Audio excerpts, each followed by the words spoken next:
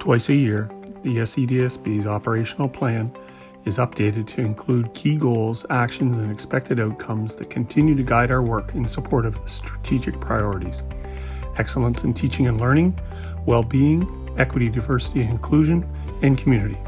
The following presentation highlights the progress we have made towards achieving these goals and the wide scope of activities and initiatives that have taken place throughout the course of the year. As a board, the SEDSB continues to benefit from having a well-established strategic plan and operational goals that guide our practice and decision-making. Let's have a look. The operational plan to ensure students enrolled in alternative, adult, and continuing education programs are ready for a post-secondary pathway has proven to be successful. In the 2020-2021 school year, 152 students learning at the various Simcoe Shores Secondary School campuses received their Ontario Secondary School graduation diploma, with 13 of these students achieving Ontario Scholar recognition and 4 students obtaining the Specialist High Skills Major designation.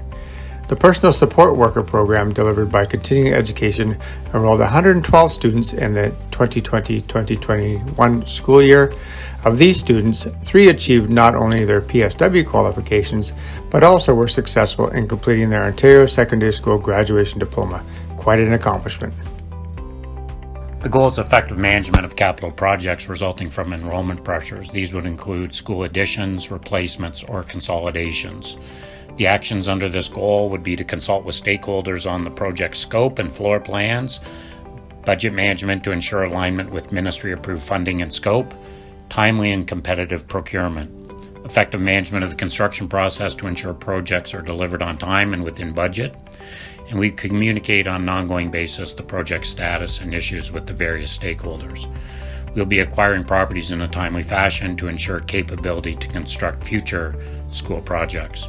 The expected outcomes of this goal are: once approved by the ministry, capital projects are constructed in a timely manner, projects are completed on budget, and projects are completed within established construction timelines. Throughout the 2020-21 school year, communication efforts remained focused on providing timely and consistent messaging in relation to the COVID-19 pandemic and the evolving public health situation. Throughout this time, it was important to maintain connections with students and their families. In February, in partnership with the Parent Involvement Committee, a series of 4 workshops were delivered for parents and guardians. These workshops were focused on positive mental health and well-being, including topics such as self-care, yoga, music, and online safety. As we move into the next school year, the Communications Department will be looking to develop new tools and maintain existing tools to ensure continued engagement with parents, students, staff, and the broader SEDSB community. Developing partnerships within our community continues to be an important area of focus. We are proud of the ongoing partnership with Big Brothers Big Sisters through the in-school mentoring program and have renewed our commitment to increase social and mentorship connections for our students this year. In addition, we are pleased to have established several multi-year partnerships to begin in 21-22, focused on well-being, engagement, and achievement. The Center for Family Initiatives at Pine River Institute will be offering a comprehensive learning series open to SEDSB parents, educators, and service providers within our community. Cope Dogs will expand its Canines in the Classroom program within our high schools and elementary schools. In addition, we are strengthening a previous partnership with Georgian College to offer Change the Now, a social innovation initiative for students in grades 6 to 12.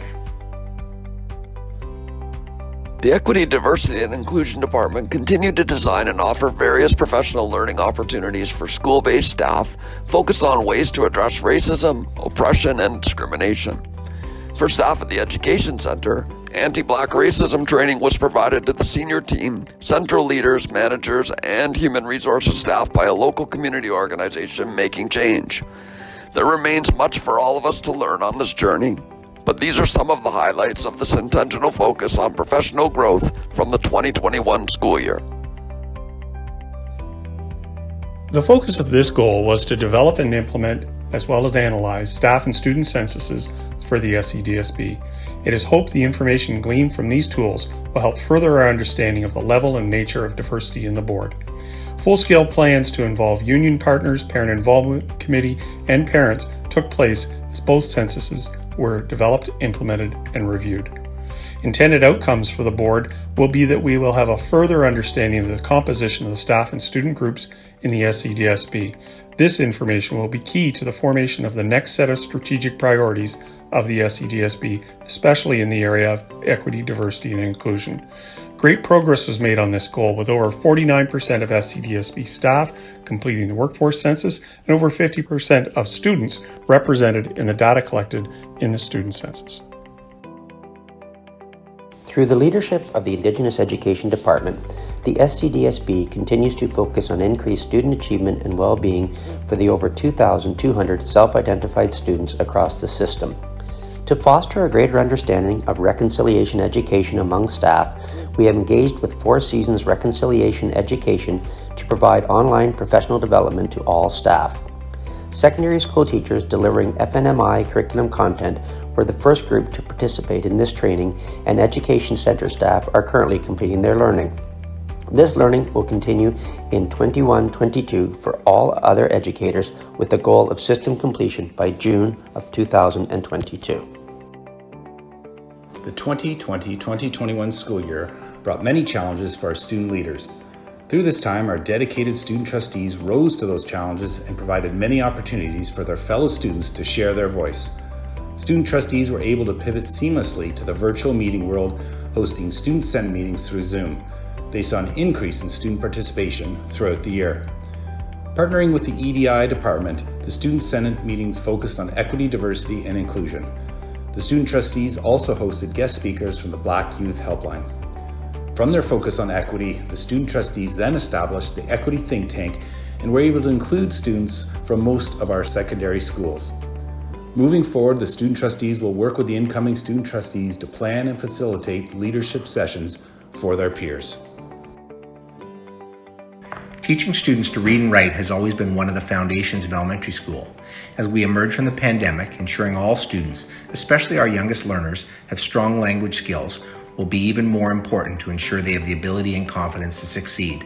To do this, the Simcoe County District School Board has produced a series of resources, including early language screening tools and instructional materials specific to teaching all students to read, to meet the needs of students today and moving forward.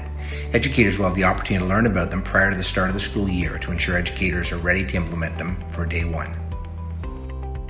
We continue to drive system-wide collaboration and communication through technology initiatives by developing training and documentation to increase utilization of technology and tools for collaboration, improving accessibility through training and tool selection, offering cybersecurity training to all staff, and continuing our successful phishing campaigns.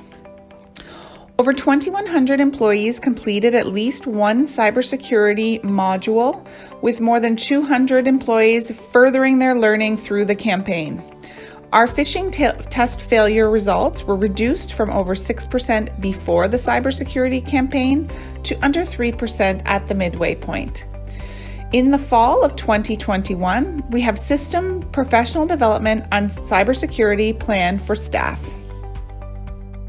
I am pleased to report that, through significant work by the Simcoe County Student Transportation Consortium, we've been able to make bell time changes that will streamline our transportation system. These bell time efficiencies will improve service to many of our schools, as well as save the consortium over $1 million each year. These efficiencies meet two of the consortium's strategic priorities: improving customer service and reducing costs. These efficiencies will be implemented at schools in September 2021.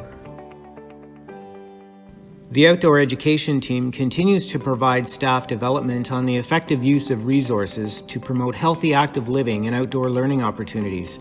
A variety of focused and intentional strategies will be in place to support extending learning outdoors and building capacity specific to outdoor education and environmental stewardship.